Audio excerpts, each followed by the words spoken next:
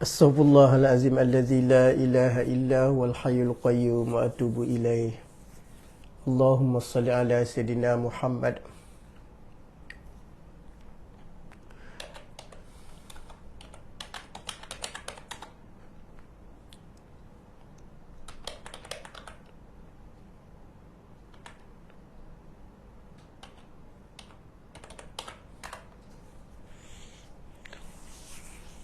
Alhamdulillahi rabbil alamin wal aqibatu lil muttaqin wala udwana illa 'alal zalimin.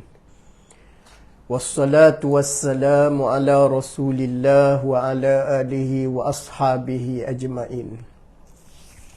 Subhanaka la ilma lana illa ma 'allamtana innaka antal alimul hakim.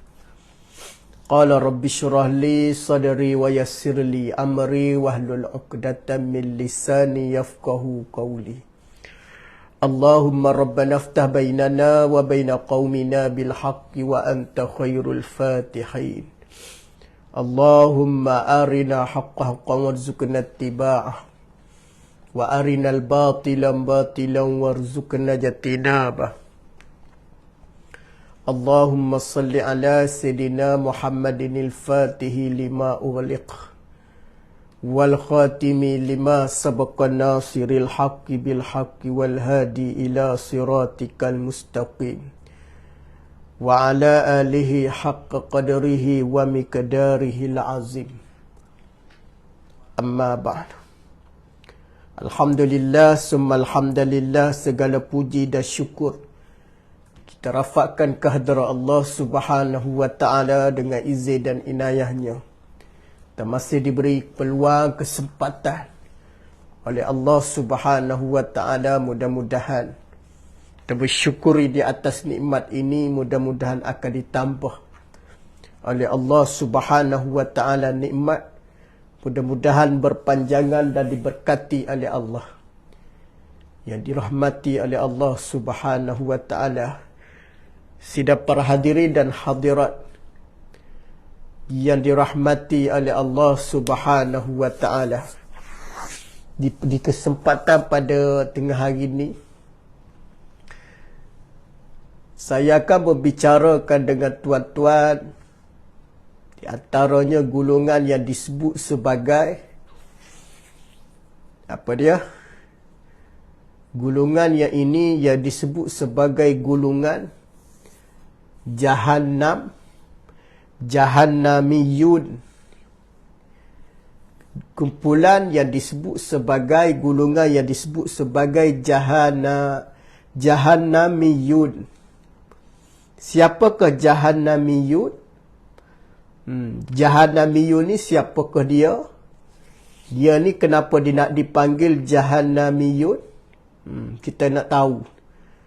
Siapakah dia? Kenapa dipanggil Jahannamiyun? Yang baru masuk, minta share, kongsi dulu para hadirin sekalian. Mudah-mudahan kita dirahmati dan dimulia oleh Allah. Mudah-mudahan memberi manfaat oleh Allah Subhanahu wa ta'ala dengan perkongsian yang saya akan sampaikan pada tuan-tuan pada tengah hari ini, ya insya-Allah. Baik, share dulu yang pada yang ada atas talian, insya-Allah. Mudah-mudahan boleh manfaat, insya-Allah.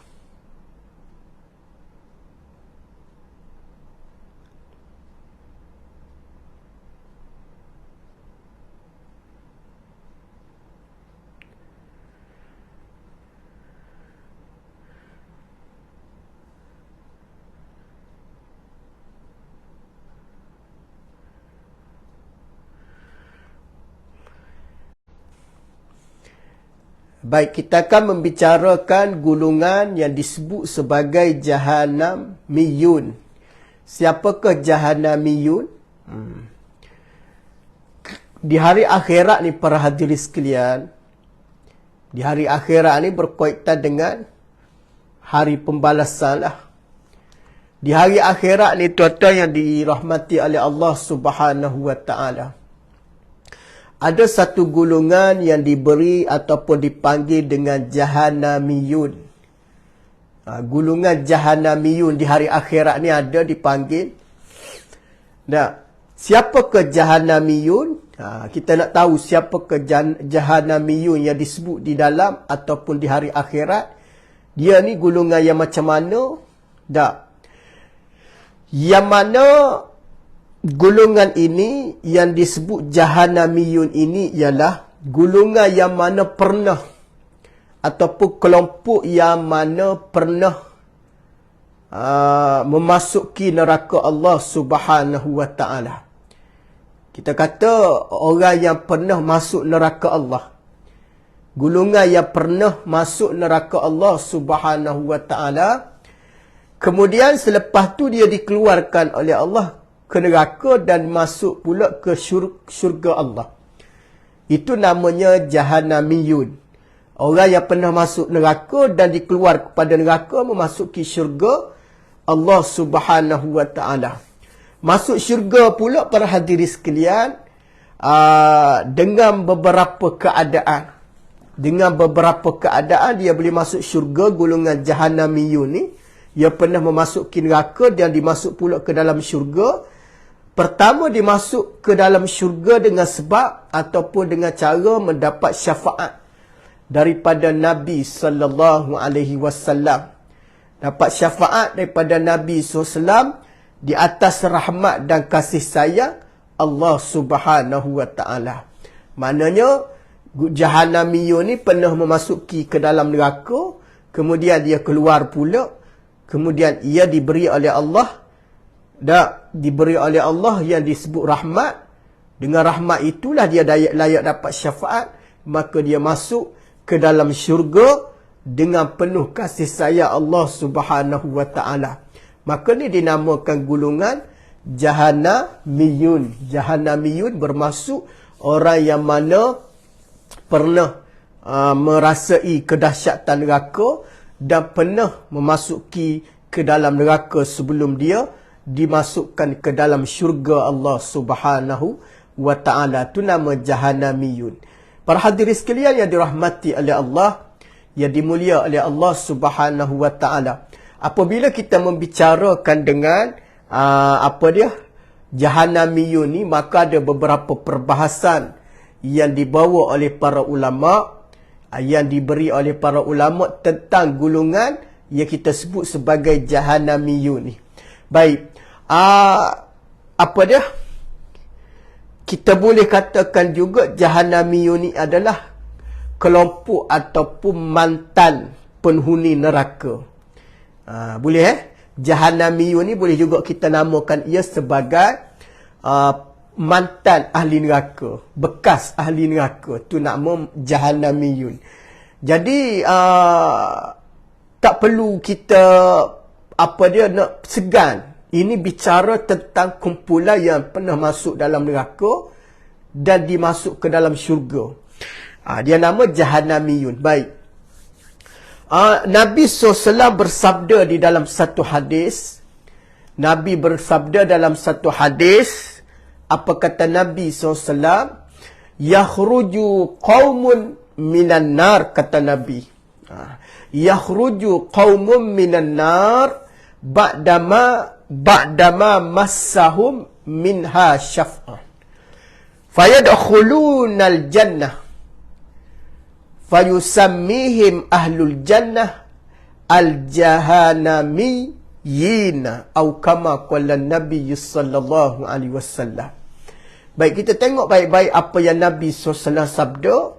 Yakhruju qaumun minan nar, kata Nabi, akan keluar dari neraka dengan beberapa kaum, kata Nabi. Keluar daripada neraka dengan beberapa kaum, beberapa kelompok, kata Nabi SAW. Yakhruju qaumun minan nar, keluar beberapa daripada kaum daripada neraka Allah Subhanahu wa ta'ala. Keluar tadi apa dia? Ba'dama massahum, selepas daripada dibakar. Maknanya keluar daripada neraka setelah menerima seksa, telah dibakar oleh Allah Subhanahu wa ta'ala. Dengan maknanya, dengan dibakar tadi oleh Allah Subhanahu wa ta'ala, yang disebut ma masahum minha sap'un, dibakar oleh Allah ke dalam lubang neraka. Maknanya sebelum tu dia masuk ke dalam neraka dan dibakar oleh Allah. Kemudian kata Nabi, fayadkhulunal jannah. Setelah dia masuk ke dalam neraka, maknanya dibakar oleh Allah, fayadkhulunal jannah, kata Nabi, kemudian dia dimasukkan ke dalam syurga. Maknanya masuk neraka dululah, setelah tu dia dimasuk ke dalam syurga. Fayusammihim ahlul jannah, kata Nabi SAW. Kemudian dia menjadi penduduk syurga. Setelah dia masuk ke dalam syurga tadi, maka dia jadi penduduk syurga, ataupun kita sebut penghuni syurga Allah Subhanahu wa taala. Maknanya dia sudah diberi oleh Allah pembebasan lah. Tadi dia masuk neraka, kemudian dia masuk syurga, maka Nabi SAW sebut dia ni sebagai al-jahanamiyin, kata Nabi. Maka mereka tu dinamakan sebagai kelompok kumpulan jahanamiyin. Itu maksud dia. Kata Nabi SAW, perhadirin yang dirahmati oleh Allah. Maknanya, faham daripada hadis Nabi ni, ada manusia, iaitu umat Nabi SAW, sebelum memasuki syurga, dia masuk dulu ke dalam neraka. Dengan sebab apa dia masuk neraka? Kerana nak cuci dosa-dosa dia. Kerana nak membuang saki-baki dosa dia, kemaksiatan pada Allah Subhanahu Wa Taala, dimasukkan ke dalam syurga. Yakni masuk ke dalam syurga dan jadi penghuni syurga lah. Tapi dia dinamakan sebagai al-jahanamiyin, kata Nabi SAW. Dan ia ni pula bekas ahli neraka dimasuk ke dalam syurga. Dan di dalam syurga tadi, dia menjadi penghuni ataupun penduduk syurga. Jadi faham pada apa yang Nabi sebut.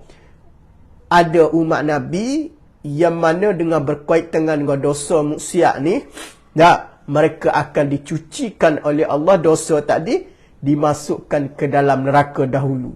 Setelah keluar daripada neraka, nama dia sebagai gulungan al-jahanamiyin, kata Nabi, kerana dia ada pengalaman ataupun bekas ahli neraka yang masuk ke dalam neraka dan dimasuk pula ke dalam syurga dengan sebab dia dapat rahmat ataupun dia dapat orang panggil apa, syafaat daripada Nabi SAW dengan mendapat rahmat Allah Subhanahu Wa Taala. Sidang perhadirin yang dirahmati oleh Allah Subhanahu Wa Taala. Bagaimana juga yang disebut dalam satu hadis, Nabi SAW juga bersabda, apa kata Nabi? La yakhrujanna qaumin, kata Nabi SAW, la yakhrujanna qaumun min ummati minan nar bisyafaati yusammaunal jahanamiyun, kata Nabi. Kata Nabi SAW, la yakhrujanna qaumun min ummati minan nar bisyafaati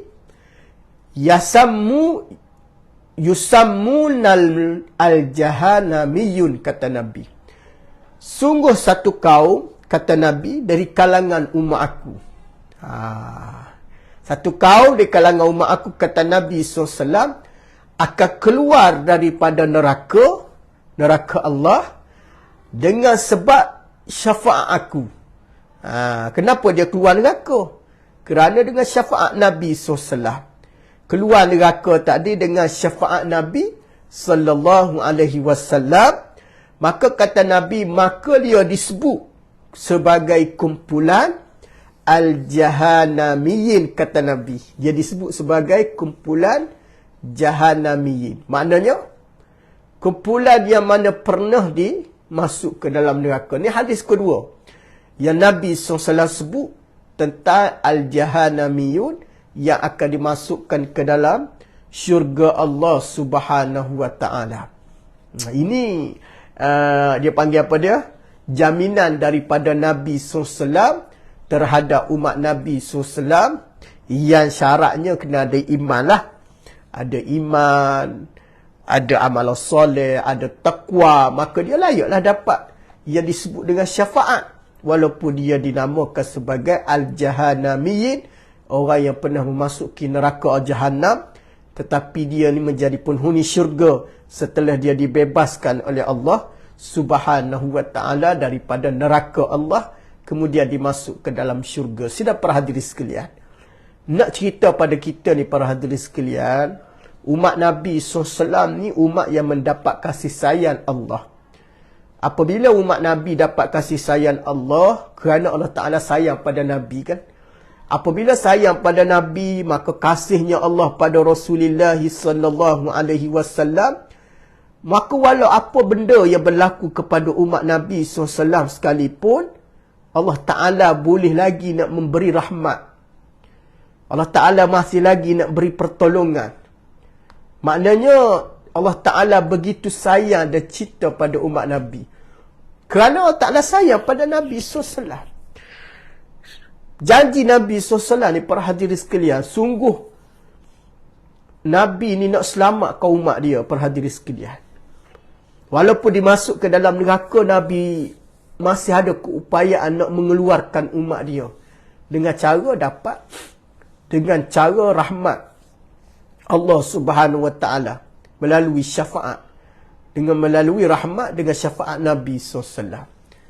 Faham maksud dia? Maknanya orang yang mendapat keampunan dimasukkan ke dalam neraka kerana nak membersihkan dosa, kemudian dapat keampunan Allah.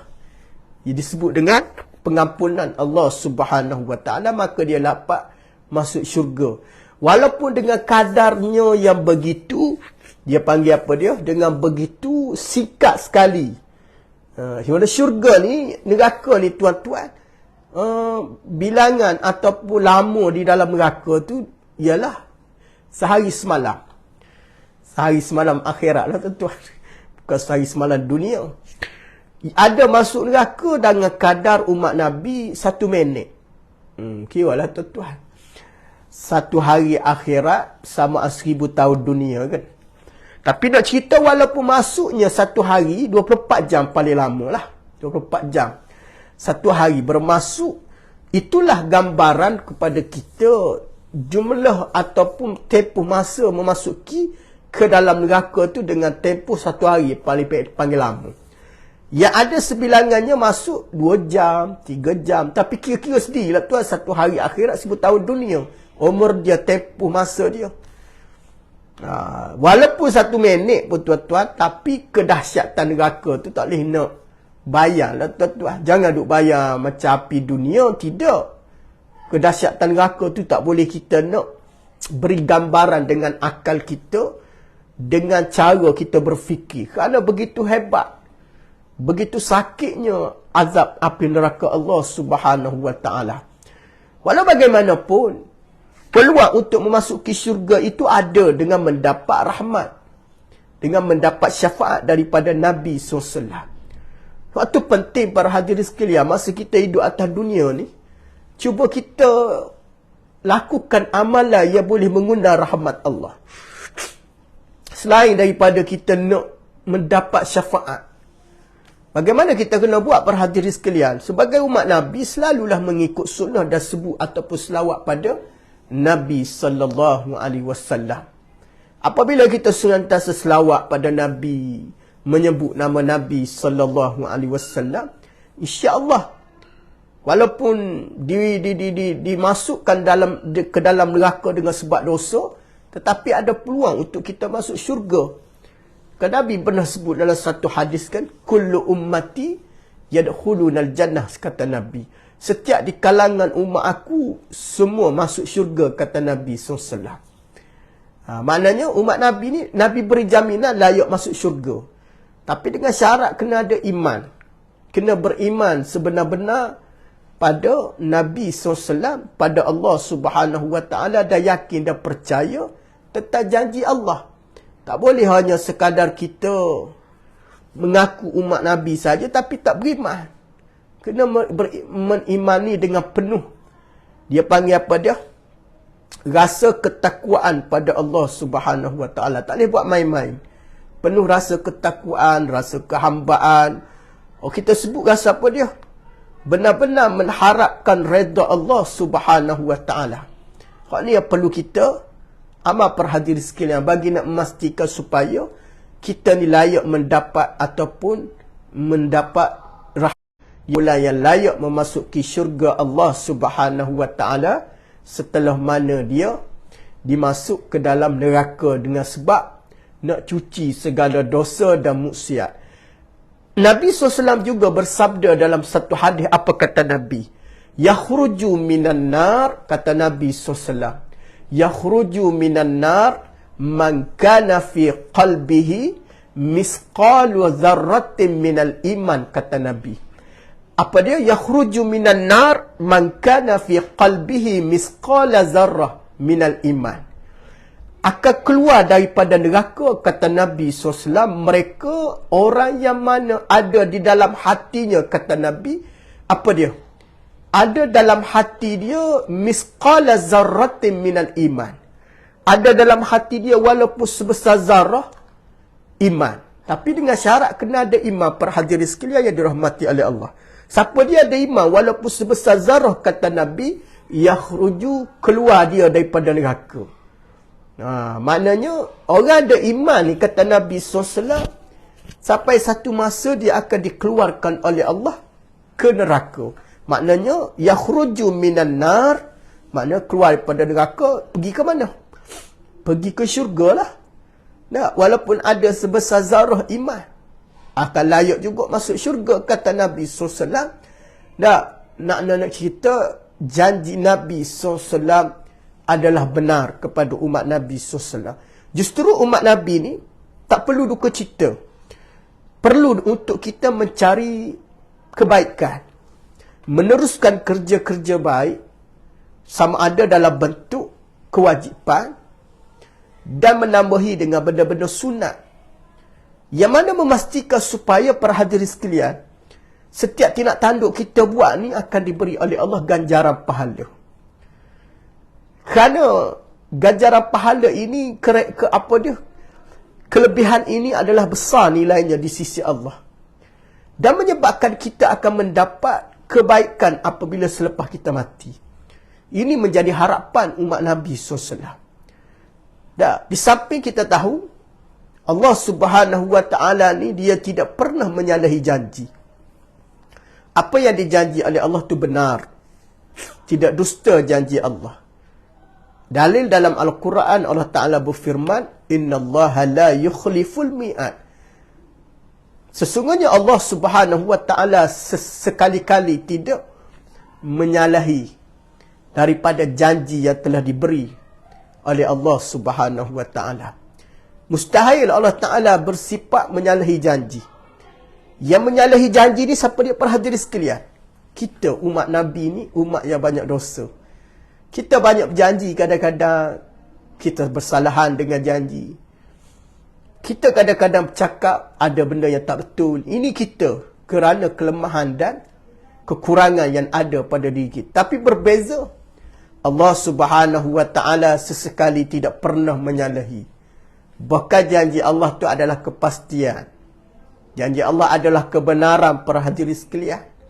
Ini yang menjadi, orang panggil apa dia, kepercayaan kita, dan wajib kita beriman dengan sepenuh keyakinan pada Allah Subhanahu wa taala. Bagi apa dia, perhadiri sekalian? Bagi memastikan supaya setiap apa yang kita buat ini, kita mesti ada keyakinan pada Allah. Apabila kita yakin dengan Allah, perhadiri sekalian, maka Allah Subhanahu wa taala beri kita dengan penuh kasih sayang ataupun rahmat, ataupun kita sebut mendapat juga daripada Nabi, iaitu syafaat, yang mana dengan sebab kita ni yakin dan kita bergantung ataupun harapan kita pada Allah Subhanahu wa taala dengan penuh rasa kehambaan, dengan penuh rasa pengharapan. Apabila penuh pengharapan kita pada Allah, maka jangan kita bimbang, jangan kita khawatir, kerana ia akan datang. Terutamanya kita yang senantiasa mengikut sunnah Nabi SAW. Sidang perhadiri yang dirahmati oleh Allah, bagaimana kumpulan ataupun yang disebut kelompok Al-Jahannamiyin ini juga, mereka masuk syurga dalam keadaan mereka rasa terima kasih, syukur pada Allah.